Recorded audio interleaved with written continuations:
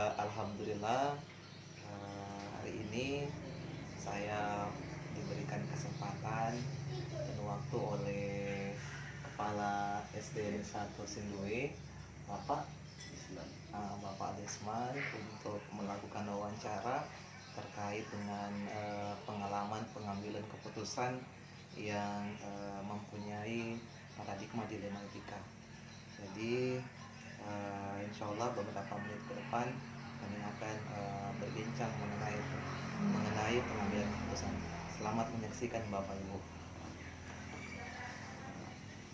Baik Bapak, selama ini Bapak bertugas di sekolah mana saja Pak?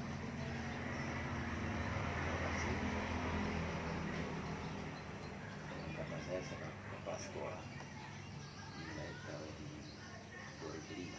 2005 pertama saya di SDN 2 Toaya dulu.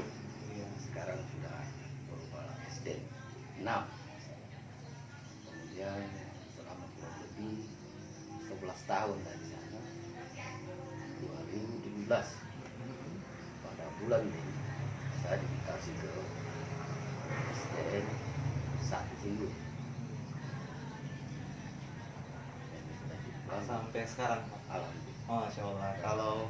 Kalau dihitung tahunnya sudah sekitar berapa tahun Pak selama menjabat kepala sekolah? Sekolah dari tahun 2005 sampai saat ini. Sampai saat ini. Masya Allah, sudah lumayan Pak ya. Sudah hampir lebih 10, mau hampir 20 tahun. Hampir 20 tahun. Insya Allah mungkin terakhir sudah di situ. Karena 1 Februari saya sudah insya Allah pulang bakti. Berarti kalau untuk kasus-kasus selama jadi kepala sekolah pasti sudah banyak Pak ya? Ya, sudah banyak. Sudah banyak. Kalau dilihat selama jadi kepala sekolah, apakah Bapak pernah mengidentifikasi kasus yang ada dilema etikanya Pak? Ya, ini kaitannya dengan guru. Iya. Kalau selama saya pindah di SDN 1 Sindui, setelah saya evaluasi, memang artinya dari beberapa guru yang ada juga yang sering lambat. Nah, di sini saya coba melihat apa yang menyebabkan yang sering terlambat ini, apa sebab. Setelah saya amati, kemudian sebagai seorang kepala sekolah tentunya tidak bisa langsung mengambil keputusan harus begini, harus iya. dan kita harus banyak melakukan pendekatan dengan guru, terutama yang sering lambat tadi. Setelah itu kita lihat banyak di sini titik kelemahan. Jadi kita menyampaikan melalui agama lagi. Kita kasih pandangan-pandangan tentang agama, bagaimana kalau makan uang yang tidak halal. Iya. Nah, sementara kita ini kan sebagai guru itu diguru dan ditiru. Bagaimana kita menanamkan disiplin kepada siswa, sementara kita guru sudah jam masuk belum datang. Jadi saya coba berikan pandangan melalui pendekatan agama bahwa kalau kita tidak masuk 1 hari saja berarti kita makan uang haram. Berarti Pak Kepala di sini mengalami dilema antara menerapkan keadilan, kemudian ada juga rasa kasihan sama si gurunya Pak ya. Rasa kasihan. Iya. Pada saat itu Pak, kasus-kasus ini berarti di mana antara kedua-duanya benar Pak ya? Ya. Bagaimana Bapak melakukan pengambilan keputusan pada saat itu? saya tentunya tidak mungkin saya langsung menyampaikan secara umum di depan teman-teman. Saya panggil berdialog antara kami berdua. Alhamdulillah setelah kami berdialog ini, akhir-akhir ini artinya ada perubahan. Bukan lagi sering lambat ya. Sudah mulai. Artinya begitulah, tidak mungkin satu kali berubah. Iya. Jadi pelan-pelan, alhamdulillah selama ini sudah mulai aktif. Dan setiap kalau saya mengadakan pertemuan selalu saya himbau bagaimana pentingnya disiplin. Jadi memang disiplin ini sebenarnya kepala sekolah itu yang memberi contoh teladan. Jangan berbicara disiplin, tapi kepala sekolahnya datang lambat terus. Itu kan artinya kepala sekolah itu mungkin ya bukan juga tiap hari, tapi biasanya ada tamu. Tapi yang setidaknya setiap hari kepala sekolah harus mendahului. Artinya ini karena saya termotivasi karena beberapa pimpinan yang menjadi kepala sekolah saya memang orang disiplin. Rata-rata memang guru dulu disiplin waktu. Berarti teladan Pak dulu ya. Jadi kita diri sendiri dulu. Ya. Itu di SDN pertama saya pindah dari Balai Sam. Saya mengajar di SDN 2. Saya dapat kepala sekolahnya orang disiplin, Ibu Jimaitan itu orang disiplin. Jadi mulai dari situ memang kita sudah tertanam dia disiplin itu. Begitu pindah di SDN Impres 3, dia dapat juga di situ. Kepala sekolah jam 6, jam 6 lewat sudah di sekolah. Masya Allah. Makanya kami itu terbiasa dari situ. Pindah lagi di SDN 1. Saya ingat tahun 92 saya dapat itu kepala sekolahnya Pak Dembone, juga orang disiplin. Dia sebelum pokoknya jam 6:30, sebelum 6:30 beliau sudah berdiri di depan pintu sekolah. Kira-kira bagaimana kita kalau datang terlambat kan? Luar biasa. Nah, jadi karena sudah terbiasa dari didikan mereka ini, sehingga terbawa juga sampai pada menjabat kepala sekolah. Luar biasa. Jadi memang alumni SDN 1 itu, guru-guru SDN 1 rata-rata jadi kepala sekolah. Masya Allah, luar biasa. Almarhum sudah banyak. Iya. Pak Lasarigi, alumni SDN 1. Pak siapa yang di Bunta itu? Pak Tamrin Letan, alumni dari SDN 1 semua. Pak Ruslan, almarhum. Ibu Masa Ali dari situ semua itu. Ibu Toy dan Mang itu. Saya. Memberikan betul teladan Pak ya. Banyak alumni SDN 1 itu. Rata-rata diangkat jadi kepala sekolah. Oke Pak. Pada saat Bapak mengambil keputusan dengan kasus si guru tadi, mungkin ada langkah-langkah yang Bapak lakukan, mungkin ada prosedur-prosedur yang Bapak lakukan pada saat pengambilan keputusan, adakah seperti itu Pak? Ya. Jadi memang artinya dalam mengambil suatu keputusan tidak mungkin begitu diputuskan langsung ini kan? Iya. Tapi kita lihat dulu perkembangannya. Jadi bertahap ya. Alhamdulillah dengan sendirinya sedikit ada perubahan. Mungkin dia juga merasa karena artinya saya berikan gambaran bahwa kita ini rata-rata sudah dewasa, bukan lagi baru diangkat. Iya. Pegawai baru diangkat. Ya. Nah, rata-rata kalian ini saya bilang macam dia itu kan sudah golongan berapa, 2C, berarti sudah pengatur kan. Artinya berarti pengatur itu sudah bisa mengatur diri sendiri dan orang lain. Apalagi kalau sudah golongan apa? Pembina. Itu lebih berat lagi. Berarti selain dia bisa membina dirinya sendiri, berarti dia harus mampu bisa membina orang lain. Baik Pak, luar biasa. contoh teladan. Luar biasa Pak. Pada saat Bapak ambil keputusan tentang si guru tadi, mungkin ada hal-hal yang efektif dari pengambilan keputusan Bapak.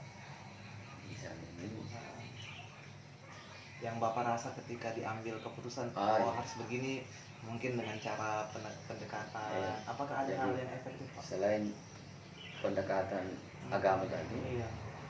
kemudian apa ini penerapan aturan-aturan pemerintah tentang aturan disiplin pegawai saya fotokopi. Iya, iya, iya. Dan saya fotokopi itu aturan disiplin pegawai. Ini tolong guru-guru baca ini. Oh, Baca iya, iya, iya. aturan disiplin. Kalau sekian hari tidak hari nih, jadi sudah ada semua di situ kan tertera di situ. Jadi mungkin dengan seperti itu, insya Allah berarti timbul kesadaran bahwa kita ini sebagai aparatur sipil negara benar-benar menjalankan tugas sesuai aturan yang ada. Oh, berarti tadi Pak pendekatan dulu, Pendekatan habis itu itu aturan aturan itu, lagi-lagi yang aturan diberikan. itu kopi kasih Oh. ya bapak dan ibu. Mungkin setelah itu ada lagi Pak. Sudah. Oh, Kalau sudah saja. iya, Bagaimana Bapak lihat, apakah efektif nggak? ya efektif. Seperti apa tanda efektif Bapak lihat setelah Efektifnya pengambilan itu keputusan? alhamdulillah sekarang ini sudah artinya sudah ada kehadiran, sudah ada sedikit perubahan dari Iya. dulu yang sering terlambat, sekarang sudah aktif sebagaimana Biasanya. semestinya ini. Oh, alhamdulillah. Malah sekarang ada apa, saya karena dia cepat datang bilang, Pak Guru jadi pembina upacara. Wah, begitu Pak ya? Iya. Wah, Jadi, Masya Allah, luar pembina upacara biasa. kan, sebelumnya kan mungkin jarang upacara, tapi alhamdulillah akhir-akhir ini sudah mulai ya hadir. Alhamdulillah. Biasanya Pak, biasanya itu di sela-sela keputusan itu pasti ada tantangan. Pada saat Bapak mengambil keputusan dengan cara pendekatan, kemudian membagikan aturan-aturan kepegawaian, mungkin ada tantangan Pak Ya, selama ini. artinya tantangan itu pasti ada. Ya pasti sesuatu membuat sesuatu yang baik pasti ada tantangan. Nah, cuma selama ini tidak ada juga keluhan-keluhan barangkali begini-begini, tidak ada. Alhamdulillah. Ya Berarti mungkin ini aja ya sadari juga bahwa iya. saya ini masalah kan, Ah, saya ini masalah. wah, luar biasa Jadi ini memang Pak. mengambil keputusan itu istilahnya harus demokratis. Baik Pak. Ini kadang-kadang pengambilan keputusan ini kadang ada yang cepat, kadang ada yang butuh waktu. Ya, kalau yang saya sampaikan ini memang butuh waktu. Butuh waktu. Belum begitu disampaikan langsung berubah. Tapi ini memang butuh proses. Proses ini. Yang paling lama itu di proses yang mana Pak? Ya, Sehingga guru tadi mau berubah. ya mungkin begitu disampaikan, artinya mungkin belum apa dengan dia. Nah, jadi sehingga saya bilang belum begitu dibilang hari ini, besok sudah berubah. Besok sudah berubah. Nah, jadi memang artinya di sini kita tidak ada rasa bosan gitu. Kalau kita sudah bosan, kalau kita biarkan saja, nah, berarti bukan seorang pemimpin. Pemimpin kan harus bagaimana mengayomi kita punya teman-teman dulu itu, sehingga timbul kesadarannya untuk melaksanakan tugas.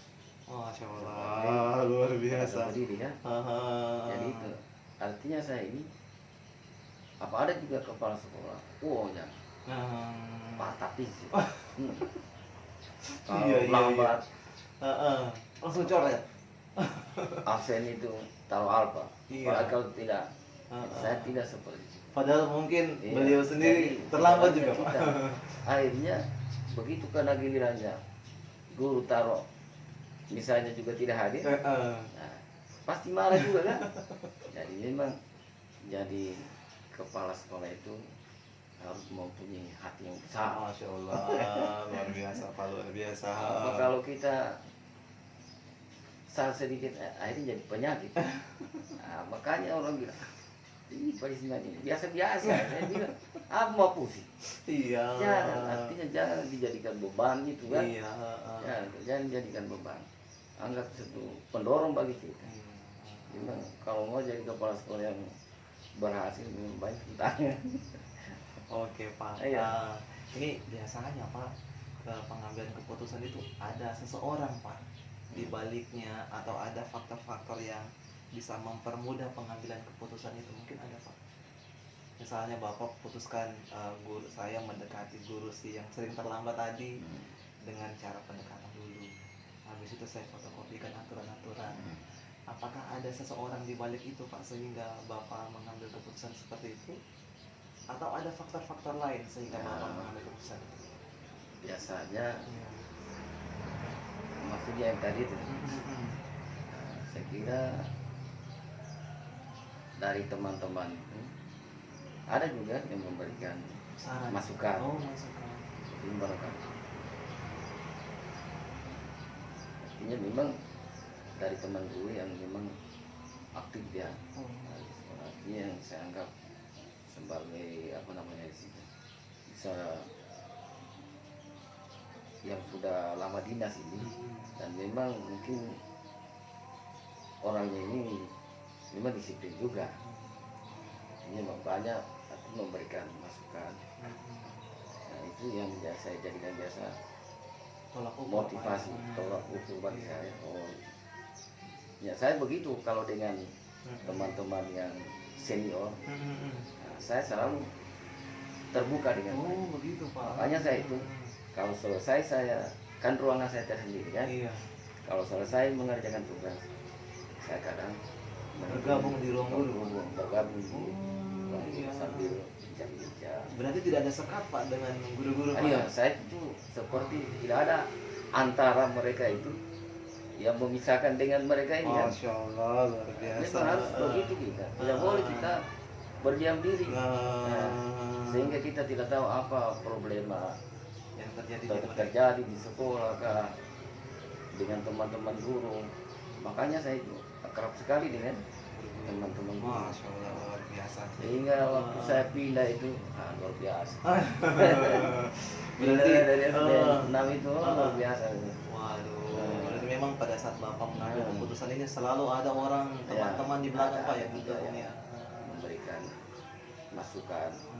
Dan saya terima kalau memang masukan itu bagus, dan untuk tujuannya untuk kebersamaan kita, supaya tidak ada perbedaan di antara mereka ini. Jadi saya itu anggap, artinya jangan dianggap bawahan. Temanku itu jangan dianggap bawahan. Itu adalah partner kita untuk bekerja. Kalau kita sudah ada anggapan-anggapan begitu, oh tidak akan, tidak bagus itu. Tidak akan jalan dengan luar biasa. pendidikan itu tidak akan berjalan. Wah, banyak sekali pengalaman. Makanya tambah informasi Pak. saya sampaikan kepada mereka. Artinya ini SD tertua di Kecamatan Sindue. Didirikan tahun 1922.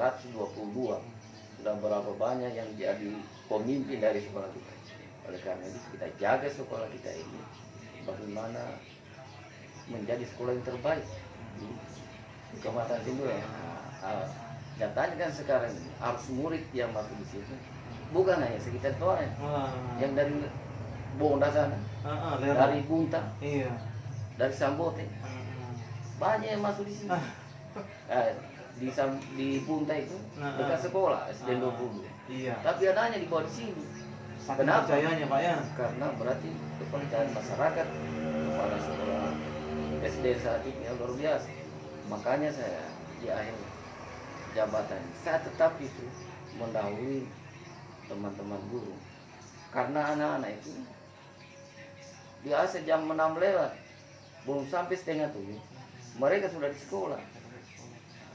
Baru kita kan pilih jam besar. Iya betul. Kendaraan lalu lalang. Iya betul. Wah, luar biasa Pak. Banyak sekali pelajaran-pelajaran yang saya dapatkan. Jadi, saya punya pertanyaan terakhir. Iya. Bapak selama jadi kepala sudah hampir 20 tahun ini, pasti banyak sekali keputusan yang Bapak ambil. Pasti banyak Pak ya? Banyak keputusan yang Bapak ambil. Iya. Kalau dari sekian keputusan, bahkan semua keputusan yang Bapak ambil, mungkin ada pembelajaran dari keputusan yang Bapak ambil. Ada mungkin pembelajaran yang Bapak bisa petik dari keputusan yang Bapak ambil. Jadi terakhir ya, jadi menjadi apa yang diputuskan itu memang menjadi pembelajaran juga bagi saya dan merupakan suatu kebahagiaan tersendiri bagi saya. Kebahagiaan Pak. Kebahagiaan tersendiri apabila sesuatu ada perubahan. Sama juga seperti anak kelas 1. Karena saya juga pernah mengajar lama di kelas 1. Saya punya kebahagiaan tersendiri. Kalau di kelas 1 itu, kalau anak-anak saya itu sudah pintar merangkai kata, Masya Allah, luar jadi biasa. kebahagiaan luar biasa bagi kita itu. Iya. Mereka sudah tahu huruf, sudah bisa merangkai 1-2 kata. Alhamdulillah, itu suatu kebahagiaan bagi kita. Jadi begitu juga kepala sekolah. Apabila teman-teman guru itu sudah bagus kerjasamanya, kita berarti kita punya kepuasan tersendiri sebagai pimpinan. Berarti alhamdulillah saya dipercayakan sebagai orang tua bisa membina saya punya teman-teman di sekolah. Sama juga seperti orang tua di rumah. Kalau anak-anak kita berhasil, anak kita bagus, berarti kita juga turut senang. Nah begitu juga kepala sekolah. Kalau teman-teman kepala sekolah itu juga bagus, guru-guru itu bagus, kita kepala sekolah juga merasa senang. Waduh, luar biasa wawancara hari ini dengan Bapak Kepala SD. Ya. Semoga saja Pak, kami yang masih belajar, masih meniti karir ini, mudah-mudahan bisa mengikuti jejak-jejak Bapak. Insya Allah. Dan saya sangat berterima kasih nih sudah diluangkan waktunya Pak. Oke. Baik Bapak Ibu, alhamdulillah demikian tadi proses wawancara tentang pengambilan keputusan bersama Kepala SDN 1 Sinue, Bapak Lisman. Semoga saja Bapak Ibu yang menyaksikan wawancara ini bisa mengambil pelajaran hikmah dan Bapak Ibu bisa menerapkan untuk pengambilan keputusan di sekolah. Terima kasih.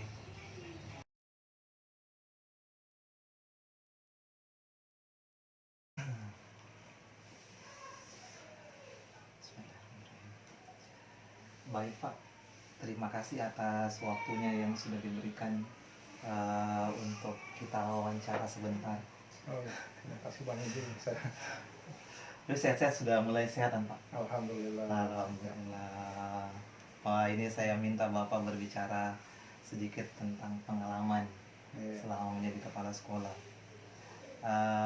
Apakah selama ini pernah mengidentifikasi kasus-kasus yang dilema etika dan rujukan moral Pak?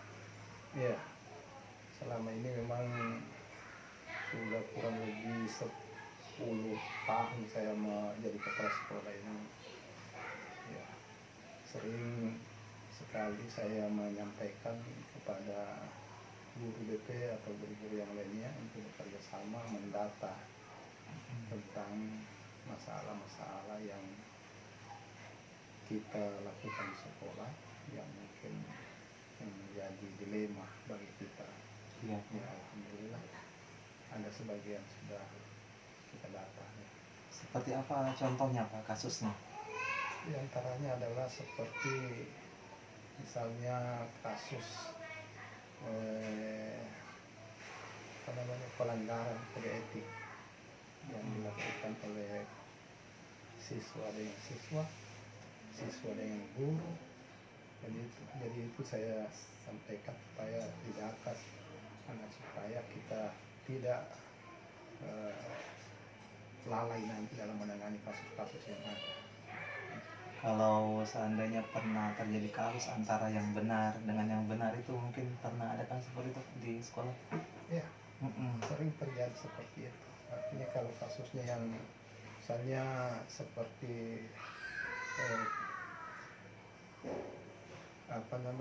yang benar yang dilakukan oleh seorang siswa, yang dilakukan juga oleh seorang pengambil kebijakan, apakah itu guru mata pelajaran atau kepala sekolah, ada juga seperti itu. Baik Pak, pada saat ada kasus seperti itu pengambilan keputusannya Bapak seperti apa? ya pengambil keputusan. Kalau seandainya ada kasus yang kita dapatkan di sekolah, ya katakanlah siswa yang lalu pernah itu terjadi, barangkali kalau seandainya saya sebut namanya, boleh saya sebut namanya itu? Mungkin dikasih inisial saja Kasih barangkali misal Pak. saja, Iya. ya, anaknya Bapak I itu, Pak I itu anaknya ingin sekali dia mau dibawa ke museum. Iya. Tetapi pada saat itu diminta tagihan untuk pembayaran sewa mobil. Nah, dia tidak bersedia, dia tidak punya uang. Tidak punya uang. Ya, jadi ini dilemanya sampai orang tuanya datang ke sekolah meminta agar supaya sekolah memberikan keringanan kepada anaknya agar supaya bisa diikutkan untuk mengikuti kunjungan ke museum pada saat itu. Pengambilan keputusannya Bapak seperti apa? Dengan keputusannya saya rapatkan dengan teman-teman kan panitia dalam perencanaan itu. Sebelum kita melakukan kunjungan, perencanaannya sudah dibahas semua itu. Jika hal-hal yang terjadi yang di luar kemungkinan yang kita sudah kita rencanakan, jadi salah satunya itu kita rapatkan kembali bagaimana supaya ini anak bisa berangkat, ya, supaya tidak diketahui oleh temannya kalau dia ini Tanpa tidak membayar. Iya. Jadi memang sebenarnya ini tidak juga kita ungkapkan dengan teman-temannya bahwa ini tidak membayar, tetap berangkat, tapi pada saat itu dirahasiakan saja oleh guru IPS pada saat itu yang menjadi panitia. Nah, sehingga kita putuskan kita tetap berangkatkan itu anak. Nah, kemudian kita perlakukan sama seperti siswa yang lainnya dengan tidak mengurangi. Berarti keputusannya Pak, siswanya tetap ikut berangkat ya?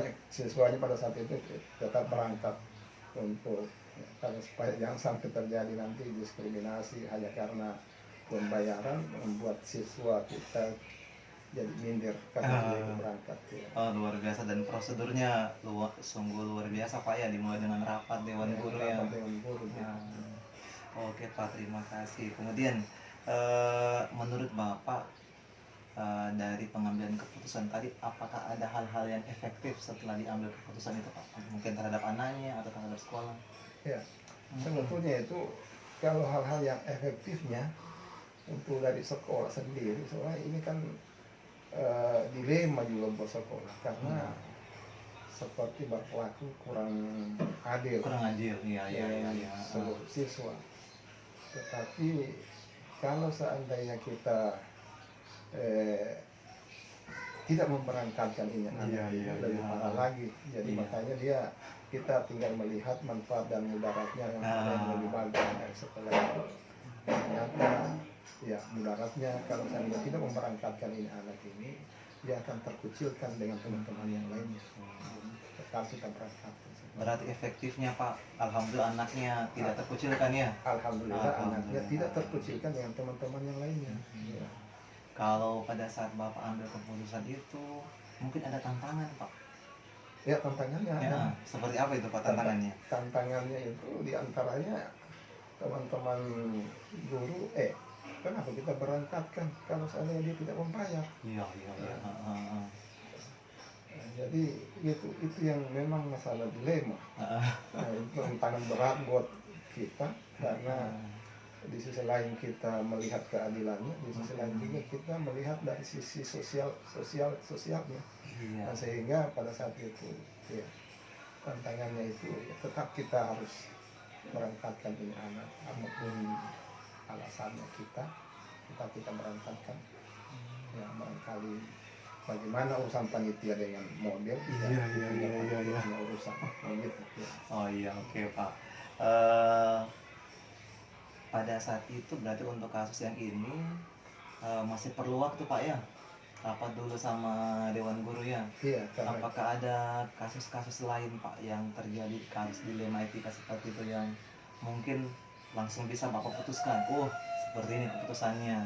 Nah, Ada juga kasus-kasus juga. yang lainnya, kasus-kasus yang lainnya itu diantaranya ada beberapa orang siswa yang punya ekonomi lemah, yang dia terancam putus sekolah, iya. diantaranya karena dia tidak memiliki baju seragam sekolah.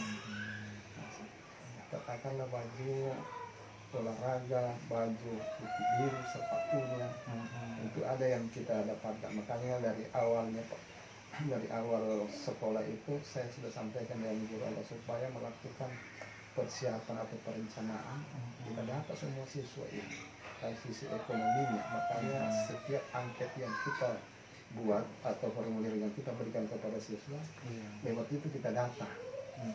Kalau ada siswa yang memang masalah ekonominya yang membuat dia terancam putus sekolah, maka itu kita data dan itu kita upayakan jangan sampai gara-gara seragam sekolah siswanya tidak mau sekolah. Betul. Sehingga kita tetap mengupayakan dengan dia tetap bersekolah, sekalipun itu berat sebetulnya bertentangan dengan tata tertib yang ada di sekolah. Kalau sekolah itu kan menginginkan supaya seragam dari atas kepala sampai dengan kakinya harus seragam. Tetapi dengan memperhatikan ini, maka itu adalah dilema juga buat kita dari tata tertib dengan yang kita susun bersama, kita rancang bersama, baru kita menjalankan dengan sungguh-sungguh, tetapi di dalam perjalanannya ada hambatan tantangan seperti itu. Sehingga saya sebagai kepala sekolah mau tidak mau, ya tata tertib itu untuk sementara jangan dulu diberlakukan. Iya. Nanti kita melihat perkembangan selanjutnya. Ya, karena kemarin ada alhamdulillah teman-teman guru yang ingin setelah dia data ternyata ini ada kena keluarganya, maka dia belikanlah seragam itu. Nah, itu yang solusinya yang luar biasa. Berarti ini kasus-kasus dilema etika ini yang selama Bapak rasakan, ada yang langsung cepat diambil keputusannya, ada yang perlu untuk konsultasi, musyawarah sama guru-guru Pak ya. Iya. Berarti Bapak membedakan kasus dilema etika ini berdasarkan apa ini Pak? Mungkin ada faktor-faktor yang bisa mempermudah Bapak. Ini bisa ini langsung diambil keputusannya. Kalau ini perlu musyawarah, mungkin ada faktor yang bisa mempermudah Bapak. Iya, yang pertama itu yang kita lihat dari sisi aturan yang ada.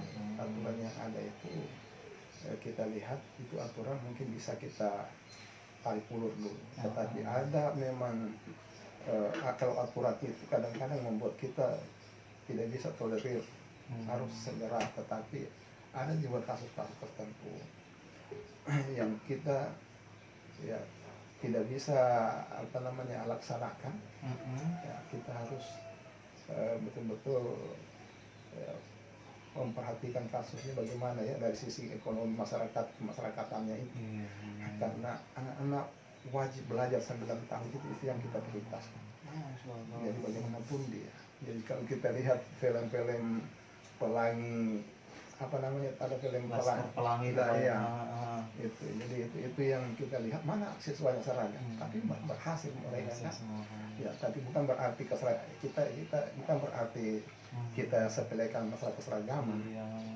Gitu. Berarti Bapak selama mengambil keputusan untuk mempermudahnya benar-benar dilihat dari sisi kemanfaatannya Pak. Kemanfaatannya sampai di mana kemanfaatannya itu yang kita ambil. Itu yang betul ya. Jadi luar biasa Pak. Yang lebih bermanfaat buat anak-anak pasien. Wah, luar biasa perbincangan kita Pak tentang kasus dilema etika yang terjadi di sekolah. Nah, ini pertanyaan terakhir Pak. Selama ini kan Bapak sudah lebih dari 10 tahun jadi kepala sekolah. Nah, mungkin ada pembelajaran yang Bapak petik pada saat ada kasus-kasus dilema etika.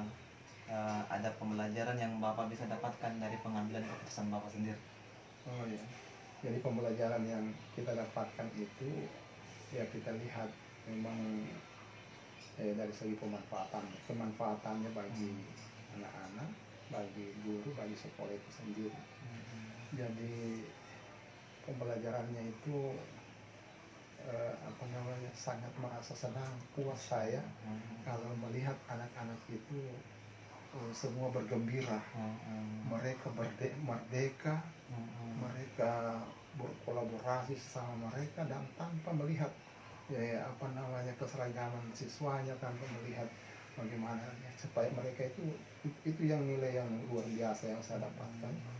Jadi pembelajaran di situ saya melihat anak-anak yang tidak melihat suku, tidak melihat agama, tidak melihat ras mereka semua senang menerima pelajaran. Alhamdulillah itu yang saya merasa puas, merasa nyaman sebagai kepala sekolah. Karena itu yang kita inginkan bersama. Jadi tidak melihat warna kulitnya, tidak melihat yang pokoknya yang penting mereka bersama mau belajar. Wah, luar biasa Pak. Saya banyak mendapatkan pengalaman hari ini terkait dengan perbincangan kita pengambilan keputusan.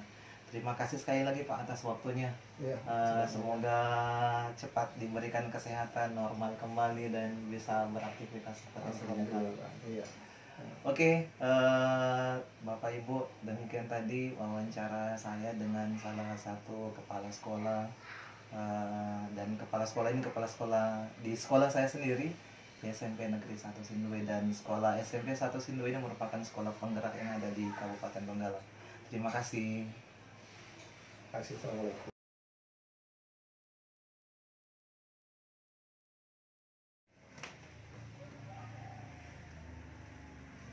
Baik, hari ini saya bersama dengan Kepala Alia Muhammadiyah Toaya, Bapak Rahman Jalil. Ya, oke. Insya Allah beberapa menit selanjutnya kami akan wawancara Bapak terkait dengan pengambilan keputusan. Silakan menyaksikan kawan-kawan. Baik Pak, saya ke Bapak yang sudah setahun lebih Pak ya menjadi kepala sekolah ya. Kurang lebih 1 tahun. Kurang lebih 1 tahun. Nah, selama Bapak menjadi kepala sekolah, apakah pernah mendapatkan kasus-kasus terkait dengan dilema etika atau bujukan moral di sekolah Pak? Ya pernah. Seperti apa kasusnya Pak? Ya, misalnya ada dari masyarakat yang ingin memperoleh ijazah tapi tidak mengikuti ujian, dia mengiming-iming dengan sejumlah pembayaran. Iya. Itu kasus yang seperti dimaksud itu yang pernah dialami. Oh, berarti ini mau dapatkan ijazah tapi sekolahnya tidak? Tidak sekolah. Oh, Masya Allah, sangat dilema Pak itu ya. Karena iming-iming sejumlah uang. Itu ada beberapa kali tapi saya tolak. Oh, gitu Pak. Kemudian pada saat seperti itu, ini berarti kejadiannya kasus di mana kedua-duanya benar Pak ya. Artinya kita juga perlu anaknya sekolah dan kemudian anaknya juga dapat ijazah Pak ya. Ya, karena anaknya kan katanya sudah masuk di perusahaan. Masuk di perusahaan. Jadi sangat dibutuhkan sekali jasa itu. Sangat dibutuhkan sekali. Saya minta tolong bagaimana caranya, barangkali ada belangko-belangko ijazah yang kosong, bisa kita rekayasa buatkan ijazah. Wah, Masya Allah, ini betul-betul luar biasa dilema etikanya pada saat itu Pak ya. Di Bapak sebagai kepala sekolah, bagaimana mengambil keputusan Pak? Ya, seperti itu. Sebelum saya putuskan saya tolak, saya jelaskan dulu. Iya. Karena aturan sekarang tidak semudah itu. Sekarang semua sudah tercatat kan secara online dari pusat. Harus ada daftar di Dapodik, harus ada, atau di EMS kalau Kementerian Agama. Iya. Harus ada daftar peserta ujian. Jadi semua sudah tersimpan secara online kalau sekarang. Tidak kayak masa dulu. Jadi susah direkayasa data anak. Ah, Termasuk NISN-nya itu. NISN-nya kan akan terbaca. Jadi di situ makanya dijelaskan seperti itu. Oh, Susah iya. sekarang. Walaupun diberikan itu akan tidak valid. oh. Berarti pada saat itu keputusan sekolah menolak Pak ya? Iya, mohon maaf Mohon tidak maaf bisa. ya, menolak. Kemudian sebelum penolakan tadi Pak, mungkin ada langkah-langkah atau prosedur yang dilakukan sebelum pengambilan keputusan itu Pak? Ya itu prosedurnya, dipanggil orang tuanya dan anaknya, Iya. kemudian dijelaskan seperti tadi Bahwa bahwa semua data sudah terekam secara online Pak ya? sekarang susah untuk makan bahkan bermasalah. Betul Pak, betul Pak. Bukan hanya dirinya bermasalah, tapi lembaga juga bermasalah. Kalau juga bermasalah. Baik Pak. Kemudian Pak, setelah keputusan tadi diambil bahwa anaknya tidak diberikan ijazah, apakah ada hal-hal yang efektif setelah pengambilan keputusan itu Pak? Ya, saya kira ada, Iya. karena yang lain yang punya masalah serupa, Iya. mereka tidak akan datang lagi untuk meniru hal yang serupa. Dan mereka jadi tahu Pak ya bahwa Tahu. untuk mendapat ijazah perlu sekolah dulu. Iya, dan efeknya begitu. Mm-mm. Adik-adiknya atau saudaranya atau orang tuanya menekankan bagaimana perlunya sekolah. Ya, oh gitu, Masya Allah. Jadi paham Pak ya? Ya, paham, Ah, karena ah. sekarang tidak semudah itu mendapatkan ijazah, harus sekolah dulu. Harus sekolah dulu, Masya Allah. Mungkin selain ada keefektifannya, mungkin ada hal-hal apa saja yang merupakan tantangan Pak setelah diambil keputusan tadi? Ya, tantangannya itu masyarakat dan keluarga yang bersangkutan merasa kita tidak bisa membantu, Oh gitu. ya, tidak bisa memberi jalan. Oh itu tantangannya Pak ya? Ada anggapan-anggapan dari Iya. masyarakat bahwa kita tidak bisa membantu ya? Iya. Masya Allah. Baik Pak. Wah ini luar biasa ini. Kemudian siapa tahu masih ada dilema-dilema etika yang lain pada saat Bapak mengambil keputusan. Mungkin ada ini. Ada yang langsung diputuskan pada saat hari itu, atau mungkin ada permasalahan yang mungkin perlu waktu dulu diputuskan. Mungkin ada yang seperti itu Pak. Ya memang kadang-kadang mengambil keputusan itu ada yang secepatnya harus kita putuskan. Misalnya permintaan dari atasan Iya. dari kantor kementerian, nah itu ada yang harus kita langsung putuskan. Misalnya permintaan mengikuti satu kegiatan. Nah, kalau dan minta jawaban yang cepat. Iya. Misalnya sekolah Bapak bagaimana, Iya. mau ikut atau tidak. Nah, itu tidak perlu melibatkan teman-teman, kita langsung putuskan ikut atau tidak. Kalau seperti kasus tadi Pak, yang ada yang minta ijazah tapi tidak sekolah, itu pengambilan keputusannya apakah langsung diketuk pada saat itu, atau perlu dulu waktu mungkin bicara sama teman-teman guru atau dan sebagainya Pak?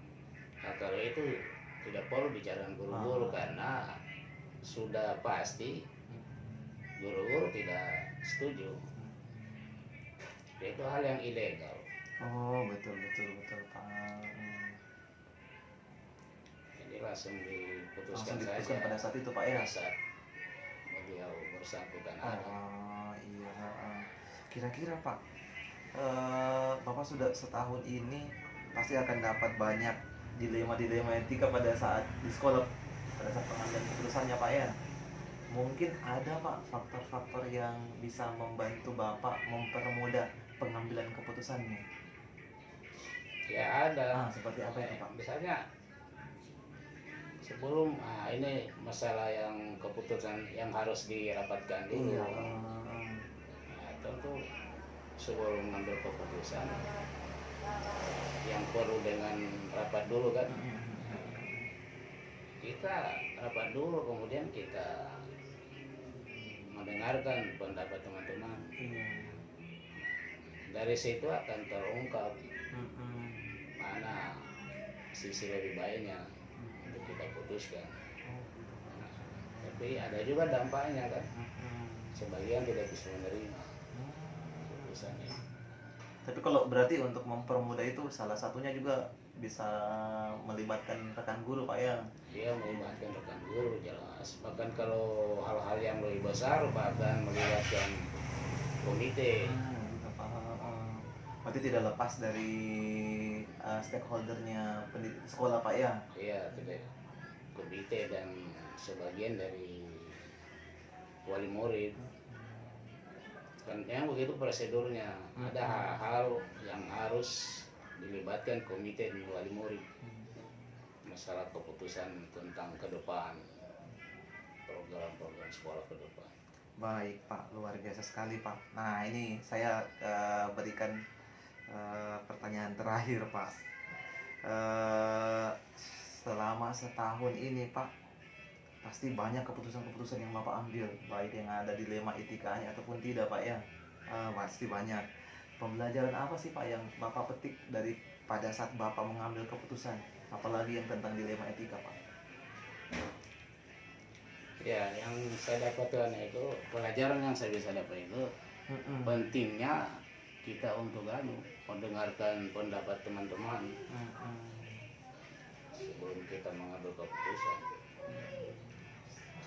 Yang saya bisa ambil bahwa pelajaran banyak mendengar, banyak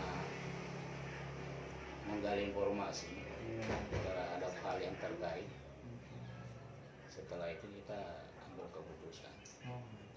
Berarti pembelajaran yang bisa didapat pada saat pengambilan keputusan itu kita lebih banyak mendengar Pak ya. Banyak mendengar. Selain banyak mendengar mungkin masih ada lagi Pak. Ya tadi itu mempelajari data-data yang terkait dengan hal itu. Banyak membaca informasi lewat apa yang terkait dengan masalah itu kan. Kalau setelah keputusannya diambil seperti apa Pak? Pembelajaran apa yang Bapak ambil kira-kira setelah keputusannya diambil?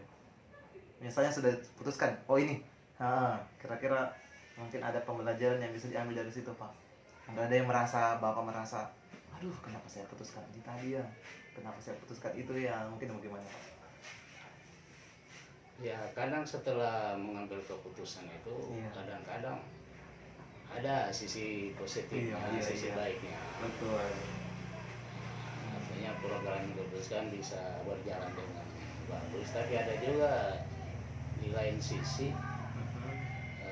kendala yang didapatkan dari hasil keputusan itu. Misalnya sebagian teman-teman yang tidak mau proaktif dalam keputusan itu, karena memang pada dasarnya dia tidak setuju. Pada dasarnya itu jadi kendala juga.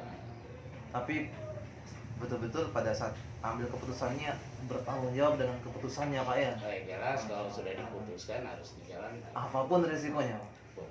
Apapun resikonya. Bahkan walaupun ada yang mengkritisi bahwa ini keputusan tidak ini merugikan sepihak. Iya. Nah, itu memang betul-betul pernah terjadi itu. Pernah terjadi Pak. Terjadi dalam hal pembayaran gaji honor, kan kita kan banyak honor. Iya. Karena ada masalah yang timbul, ada guru-guru yang saling cemburu, ada guru yang hanya datang sering terlambat, kemudian cepat pulang, tapi honornya dibayarkan sama dengan yang rajin. Iya. Maka karena banyak gejolak, maka saya adakan rapat. Di rapat itu diputuskan, tapi rapat terbatas, hanya unsur pimpinan, wakil kepala sekolah, kemudian guru senior, bendahara. Kita putuskan kalau seperti itu, kita honor dia sesuai dengan jam datang dan pulangnya, supaya ada terpenuhi rasa keadilan. Iya, Masya Allah. Oke, diputuskan. Ternyata ada teman yang tidak bisa menerima dengan alasan dia sering lambat karena jauh rumahnya di Palu. Iya iya iya iya iya iya. Ini dia bilang sekolah ini sudah kayak perusahaan, Ah, sudah main jam masuk jam pulang. iya. Tapi karena itu sudah jadi keputusan, tetap kita jalankan. Kita jalan. Kita jalankan. Dan Biasa. pada akhirnya, Wah, pada akhirnya guru yang menolak itu mau tidak mau harus mengikut. terbawa karena kita jalankan terus itu program. Ketika pembayaran saya kasih tahu benar tetap hitung seperti yang diputuskan. Luar biasa Pak. Waduh. Bisa diputus, bisa dirubah keputusan itu dengan rapat kembali. Rapat kembali. Jadi bisa ada keputusan karena ada ketidakpuasan langsung kita rubah aturan itu. Boleh dirubah kecuali rapat kembali untuk merubah aturan yang ada. Wah, luar biasa Pak. Saya jadi banyak apa ya? Banyak informasi. Kemudian Bapak berbagi pengalaman menambah wawasan saya. Oh, ternyata mengambil keputusan ini suatu hal yang bukan mudah. Iya, jelas. Nih, Dari situ ada. dan resiko itu perlu untuk dihadapi, bukan dilariakan Pak ya. Dihadapi dengan bijak. Dihadapi dengan bijaksana, betul Pak. Apapun kejadiannya seperti keputusan yang Bapak ambil terkait dengan siswa, orang tua yang datang minta ijazah, apapun yang terjadi kita harus tegakkan aturannya. Iya. Satu sisi juga tadi Pak, luar biasa ada dilema etikanya di dalam Pak. Ada guru honor yang merasa cemburu-cemburu, akhirnya pas diputuskan ada tantangan lagi, ya kita hadapi lagi. Dan tidak mungkin langsung diganti dengan secepatnya Pak ya. Iya. Luar biasa Pak. Saya sangat berterima kasih hari ini sudah diluangkan waktu.